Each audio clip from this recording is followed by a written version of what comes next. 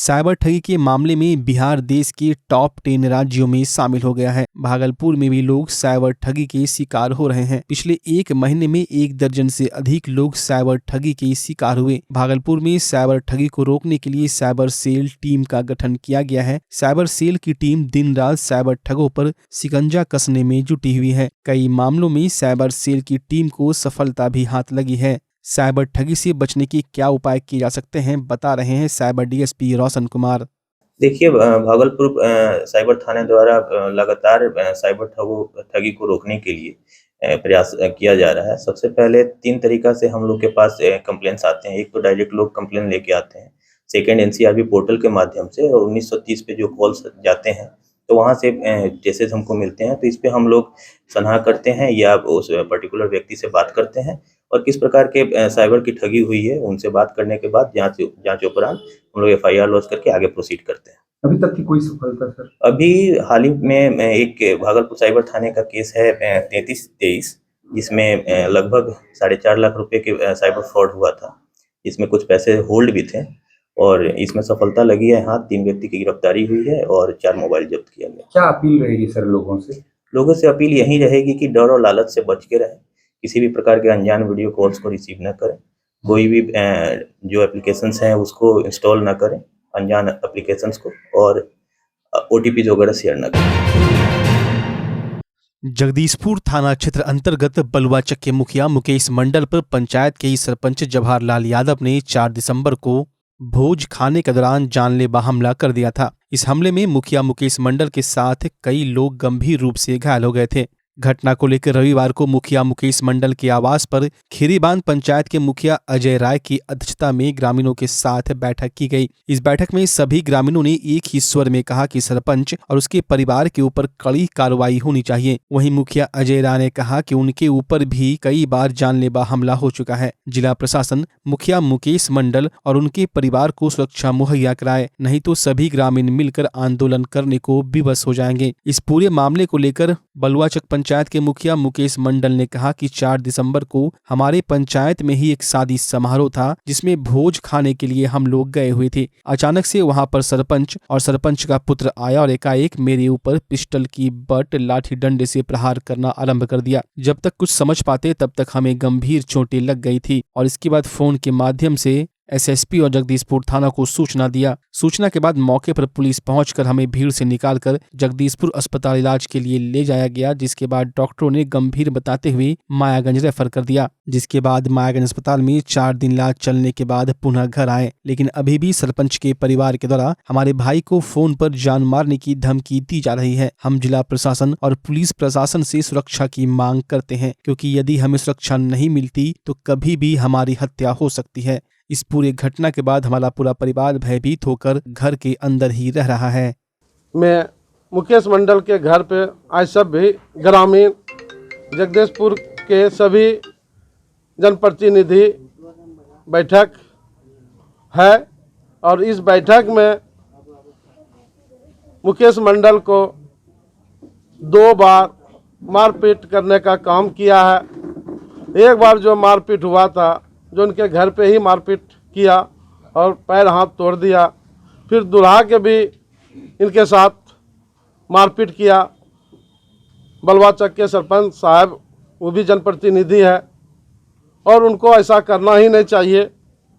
और आप देखते ही होंगे कि पूरे बिहार में मुखिया का मर्डर होते हुए, इसलिए हम सभी प्रशासन को सूचित करना चाहते हैं मीडिया के माध्यम से कि मुकेश मंडल को जान का, सुरक्षा का, उनके पूरे परिवार भयभीत में रहते हैं, इनको गार्ड का उपलब्ध कराया जाए। आज बैठक में क्या निर्णय हुआ सर? बैठक में यही निर्णय हुआ कि इनके साथ 3 बार घटना हो चुका। एक बार चलिए घटना हुआ था, खैर कोई बात नहीं, दुल्हा के भी घटना हो गया। तिरहा के जो भोज खाने गया था, जिनके यहाँ भोज खाने गया था, वहाँ भी इनको जो है मारने का काम किया, चैन भी छीना। तीनों भाई था, तीनों भाई का चैन भी छीना है। बार बार जो है इनको जो है दलित समझ के मारपीट करते रहता है और ये पूरा भयभीत है, पूरा परिवार भयभीत है। मेरे आवास पर ये बैठक रखा गया था कि आपके साथ में बार बार इस तरह का घटना क्यों हो रहा है। इस पर हम लोग अपना आपस में बैठक रख करके बात विमर्श कर रहे थे। और मेन समस्या ये है कि मेरी राजनीतिक, मैं जो मुखिया हूँ लगातार दूसरी टर्म से, तो मेरी राजनीति को धूमिल करने के लिए मेरे साथ में एससी समाज, महादलित के चलते मेरे लिए इस तरह मेरे ऊपर कर रहा है। और वो सामाजिक तत्वों के साथ भी रहते हैं और वो उनकी जो है आचरण बहुत गंदा है। वो पहले से भी मतलब आपराधिक क्राइम का आदमी है, उसके ऊपर कई केसेस है, हरिजन एक्ट चर्चर केस हैं, धमकी भी मिल रहा है। धमकी भी मिल रहा है। आज भी उनके भाई द्वारा धमकी दिया गया है कि हम मतलब मेरे साले को कि उनको समझा दो, नहीं तो गोली मार देंगे, पैर हाथ तोड़ देंगे। जी थाना में सूचना दिए हैं, डीएसपी साहब को भी मैसेज किए हैं मोबाइल पे। क्या चाहते हैं आप? हम प्रशासन से यही मांग कर रहे हैं कि हमें सुरक्षा मुहैया किया जाए। हमारे साथ साथ हमारे पूरे परिवार को, मेरे भाई पर भी डर बना हुआ है। साथ ही हमारे बगलगिर भाई थे नीरज, उनका भी माथा फटा हुआ है, जो पहले इसके स्टेटमेंट हम दे चुके हैं। डर भी लगा। हाँ, डर भी लग रहा है, कभी भी मेरे साथ में वो हत्या कर सकता है मेरा। कौन जिम्मेदार होगा? जिम्मेदार प्रशासन होगा। अगर हमको सुरक्षा उपलब्ध नहीं कराता है तो ये जिम्मेदार प्रशासन होगा। मैं प्रशासन से ही मांग करता हूँ कि हमें सुरक्षा मुहैया कराया जाए। और आप लोग के माध्यम से, चैनल के माध्यम से भी हम कहते हैं कि हमको सुरक्षा मुहैया कराया जाए। मेरे पूरे परिवार दहशत में बना हुआ है। साला को भी धमकी मिला। मेरे साला को भी धमकी दिया है आज। क्या नंबर है उसका? उसका नंबर है, मोबाइल नंबर हम बता रहे हैं, मेरे पास है मोबाइल नंबर, जो कि नंबर है, उस नंबर से जो धमकी आया है उसका नंबर है 8789653184। क्या बोला उसमें यही बोला कि उनको समझा दो, नहीं तो उसको जान मार देंगे। आपके विषय में? जी, मेरे विषय में बोला, जान मार देंगे। डर लग रहा है। मेरे साथ में किसी तरह हत्या कर सकता है वो, किसी समय का 3 बार हो चुका। आपराधिक क्राइम का आदमी है, 6-7 केस है उसके ऊपर। बच्चा जब जन्म लेता है तो कई बार बच्चा तुरंत नहीं रोता है, रोने में देर हो जाता है। ऐसे में बच्चा क्षतिग्रस्त हो जाता है और उसके बचने की संभावना कम हो जाती है। और यदि बचा तो भविष्य में उसमें विकलांगता की समस्या आती है, जिसे सीपी कहते हैं, जिसका कोई माकूल इलाज नहीं है और ज़िंदगी भर बच्चा विकलांगता से जूझ सकता है। ऐसे में पूरे संसार में कूलिंग थेरेपी का सहारा लिया जाता है। जन्म से ठीक 6 घंटा के अंदर यदि उसको कूलिंग थेरेपी दिया जाए तो उससे उसका सीपी की समस्या कम होती है और बचने की भी संभावना बढ़ती है। पहली बार बिहार झारखंड में आपके शहर के स्नेह नवजात शिशु बाल सेवा केंद्र में यह मशीन उपलब्ध है। कभी भी ऐसी बात हो कि बच्चा रोने में विलम्ब हो गया तो आप स्नेह नवजात शिशु बाल सेवा केंद्र में जरूर संपर्क करें।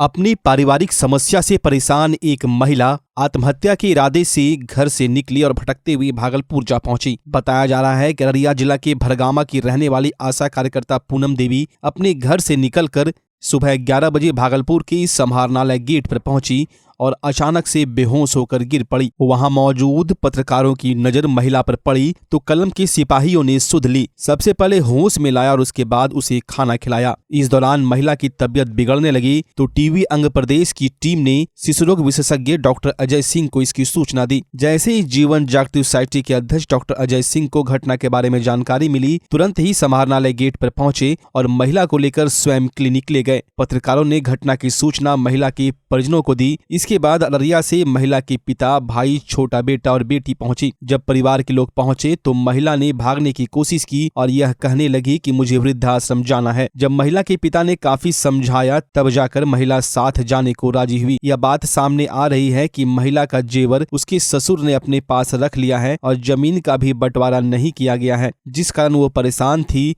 महिला के छोटे पुत्र ने कहा कि दादा जमीन का हिस्सा नहीं देते हैं। उन्होंने कहा कि मेरे पिता और बड़े भाई पिता दादा का ही समर्थन करते हैं। महिला के बड़े बेटे ने डॉक्टर अजय सिंह से फोन पर संपर्क किया तो महिला के बेटे ने कहा कि अब ऐसी शिकायत नहीं मिलेगी और मां को जो भी इच्छा होगी हमारा समर्थन उसी बात पर होगा। अब हमारी तरफ से मां के द्वारा किसी भी तरह की कोई शिकायत किसी को सुनने नहीं मिलेगी। महिला की बेटी जीविका में काम करती है। महिला के परिजन जब डॉक्टर अजय सिंह के यहाँ पहुंचे तो पूनम देवी को देख काफी खुश हुए और पत्रकारों तथा डॉक्टर के काम की जमकर सराहना की। इसके बाद जाते जाते महिला की पुत्री मीनू प्रिया ने टीवी अंग प्रदेश को धन्यवाद भी दिया। उन्होंने कहा कि टीवी अंग प्रदेश सिर्फ खबर ही नहीं, सामाजिक सरोकार का भी ख्याल रखता है। डॉक्टर साहब से यही बोलेंगे, हम तो वहाँ घर से निकले कुछ सोच के हम चले जाते हैं, गंगा जी में डूब जाएंगे। एक आदमी मिला वहाँ, बोला कि आप चले जाइए वृद्धाश्रम। वो हमको एक ठो नंबर दिया, ऑफिस भेजवा दिया। ऑफिस में 2 घंटा रख के बोला नहीं जाइए एसडीओ ऑफिस, यहाँ नहीं है। जैसे निकले गेट पर हम सोचे कि अब जा रहे हैं गंगा लाभ हो जाएंगे। तो वहाँ ही मीडिया सब जो है ये मिला हमको, वहाँ बैठाया। क्या बात है माता जी बोलिए। हम बोले कि ऐसा ऐसा मामला है, घर में भी नहीं सुन रहा है, बेटा को कहते हैं और बेटी सबको कहते हैं हिस्सा बखरा के बारे में, कब तक हम खिला पाएंगे।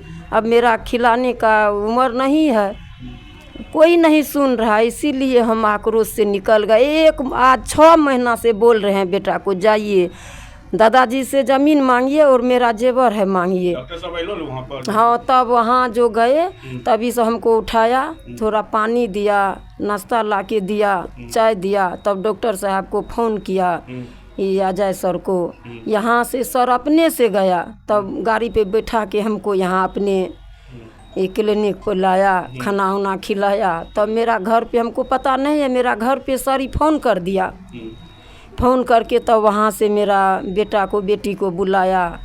कारण यही है कि पारिवारिक मैटर है, ज़मीनी विवाद है और ऑलरेडी पहले से मेरे फैमिली वाले दबोच के रखे हैं। मेरे जितना भी मम्मी का हक बनता है, जेवर जात शादी उदी से लेकर अभी हम लोग का इतना एज हुआ है, सारा सब कुछ अभी तक रखी हुई है। पहले अकेली थी, मांग रही थी, अब हम लोग 4-5 आदमी मांगने वाले हैं, फिर भी मेरा फैमिली के लोग नहीं सुन रहे हैं। यही सब कारण से डिप्रेशन में आके घर से निकल गई। क्या कहेंगे सर को? सर को यही कहेंगे कि जहाँ तक हो न्याय दिलाए या फिर जहाँ तक हो जो भी हो संभव कोशिश कर सके। माँ को पूरा दिन सर के पास। हाँ, ये हम लोग ये 3 दिन से ये घर में नहीं थी, हम लोग काफ़ी दुख में थे। हम लोग का घर खाना वाना नहीं भी बना, इतना सब टेंशन में थे, सब आदमी खोजने में लगे थे। हम मेरे रिलेशन का जो भी हैं, मतलब रिलेशन में नाना नानी मामा मौसी जो भी है, लेकिन मेरे फैमिली से जो मेरे अंकल दादा जो भी हैं, ये लोग को ज़रा सा भी फिक्र नहीं कि मेरा आदमी कहाँ है। कल भी भरम में जी रहे थे और आज भी भरम में जी रहे थे कि नहीं ये लोग खुद से कहीं छुपा के रखी है और आज कह रही है कि कहाँ न खो गया है। ऐसे संस्था को क्या कहिएगा? ऐसे संस्था को यही कहेंगे कि हम लोग का जो सोच था कि मम्मी कहाँ चल गई नहीं चल गई, उसको जो है यहाँ पे मम्मी को बचा के रखी, तो उसके लिए हम थैंक्स हैं। तो 2 दिन से हम लोग पूरा परेशान थे, हम लोग पूरा फैमिली 3 दिन से हम लोग तो मतलब संतोष कर लिए थे। हम पता नहीं बहन कहाँ है नहीं है। एकाएक हम लोग थाने जा रहे थे वहाँ पे आवेदन देने के लिए। यहाँ से भागलपुर से डॉक्टर साहब का कॉल आया, तो हम लोग को विश्वास नहीं हुआ कि मतलब फिर भी बिलीव नहीं हुआ। तो आप लोग के थ्रू एक दीदी का फ़ोटो आया, तब विश्वास हुआ। जैसे फ़ोटो देखे तो हम लोग तुरंत बाइक किए स्कॉर्पियो, हम वहाँ से निकले। ठीक है, यहाँ पे आके, लेकिन वो सब तो डॉक्टर साहब का थैंकफुल है, हम तो उनसे छोटे हैं, लेकिन life time whole life doctor साहब का जितना मतलब शुक्रिया करेंगे, लेकिन बहुत कम है। आज एक महिला के लिए हमें फ़ोन आया कि डीएम ऑफिस के पास एक महिला है जो बेहोश हो रही है और वो अररिया से डूबने के लिए आई है, गंगा में आत्महत्या करने की नीयत से आई। सो हमें बुलाया गया, चूँकि हमारी संस्था डूबने से भी बचाती है और दुर्घटना में भी लोगों को मदद करती है। हम गए वहाँ पर, बात को समझा। तो प्रायः जो आत्महत्या का कारण होता है वह होता है कि प्रताड़ना, घर में कोई औरत को या बूढ़े औरत को या बूढ़े मर्द को घर के बेटा पुतहू वगैरह ठीक से देखभाल नहीं करते हैं, उनका बात नहीं मानते हैं, लेकिन यह मामला पूरी दूसरी तरह का था। यह था कि इनको अपना हिस्सा नहीं मिल रहा था अपने परिवार से, अपने गोतिया से, जो इनको मिलना चाहिए। और ये महिला घर की हेड है और इनको सारे अपने 2 बेटी का, बेटा का ये सब फिक्र है कि इसको कैसे पढ़ाएंगे और कैसे इनकी शादी करेंगे। तो इनको नहीं मिलने से लगातार बात कर रही थी, लेकिन इनको बेटा लोग भी सपोर्ट नहीं कर रहा था और गांव के लोग भी सपोर्ट ठीक से नहीं कर रहे थे। तो इसीलिए ये इनका मेंटल डिस्टर्बेंस हुआ और ये सोचेंगे कि हम जब कुछ कर ही नहीं पाएंगे परिवार का भला, तो हम रह के क्या करेंगे। और ये डूबने की नीयत से आई, तो हम अपने क्लिनिक में घर में लाए और इनको हमने बैठाया। और इस बीच फ़ोन गया उनको परिवार को, लेकिन परिवार के लोग त्वरित गति से जैसे ही पता चला वो लोग आए, जबकि 2 दिन से लापता थी। तो अभी बात हुई और उनके बेटे सबसे भी बात हुई। सभी लोग सौहार्द वातावरण में इनको ले जा रहे हैं और ये वादा कर रहे हैं कि जो भी मामला है परिवार का उसको सुलझा लिया जाएगा और फिर ऐसी गलती जो हम लोग किए थे वो नहीं करेंगे।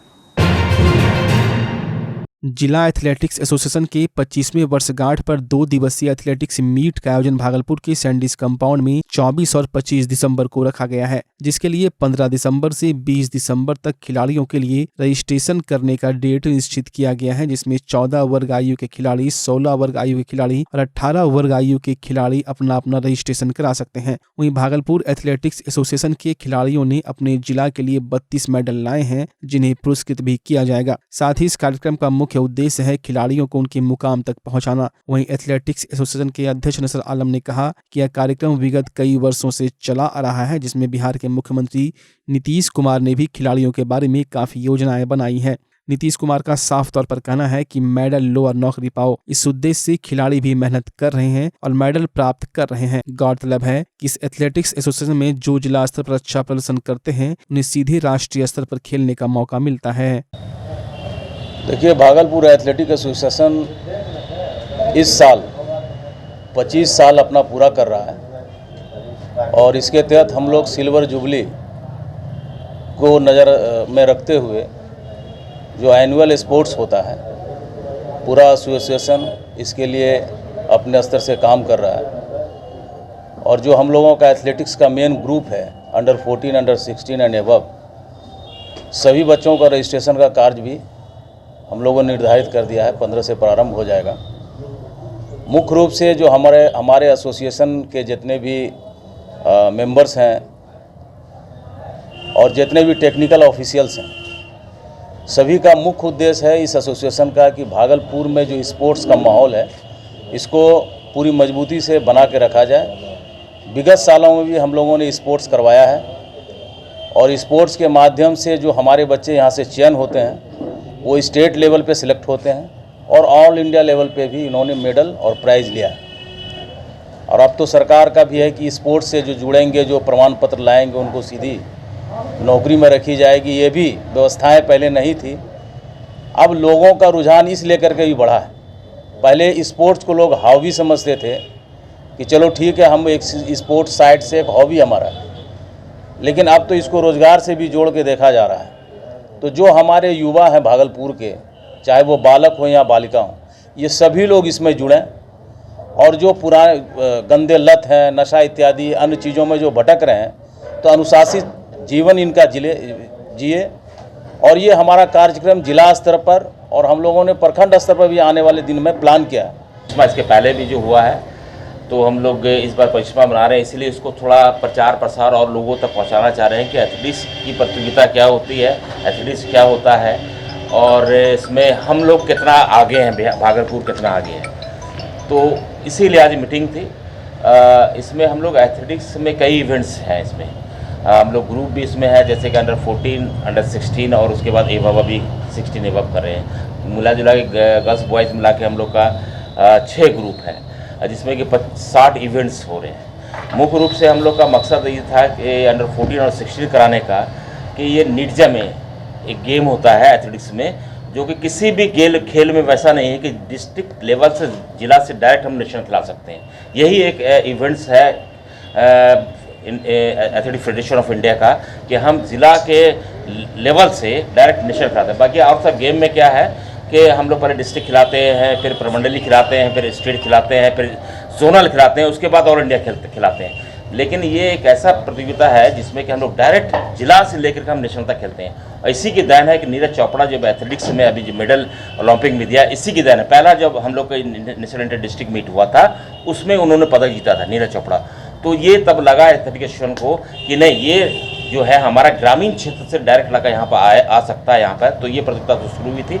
एथलीट एसोसिएशन की ओर से ये 25वां वर्ष जिला का मीट होगा, एनुअल मीट होगा, जिसमें कि संडिस कंपाउंड और ये जिला कार्यालय दोनों जगह 15 तारीख से रजिस्ट्रेशन कराने का बच्चियों का समय निर्धारित किया गया है। और 24 और 25 तारीख 2 दिन ये इवेंट चलेंगे, जिसमें कि सारे बच्चियां 14, 16 और एवं उम्र के इसमें शामिल होंगे।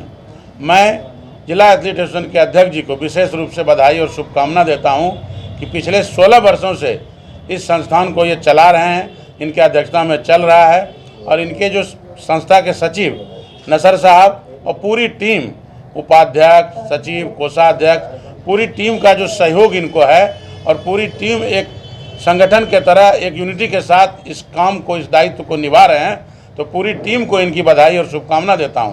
क्योंकि हमारे सरकार के माननीय मुख्यमंत्री नीतीश कुमार जी ने भी घोषणा कर दिया है कि जो बच्चे मेडल लेके आएंगे सीधे नौकरी पाएंगे। तो इसमें जो इन लोगों का भी ये सफल प्रयास है या सहयोग एक तरह से कहिए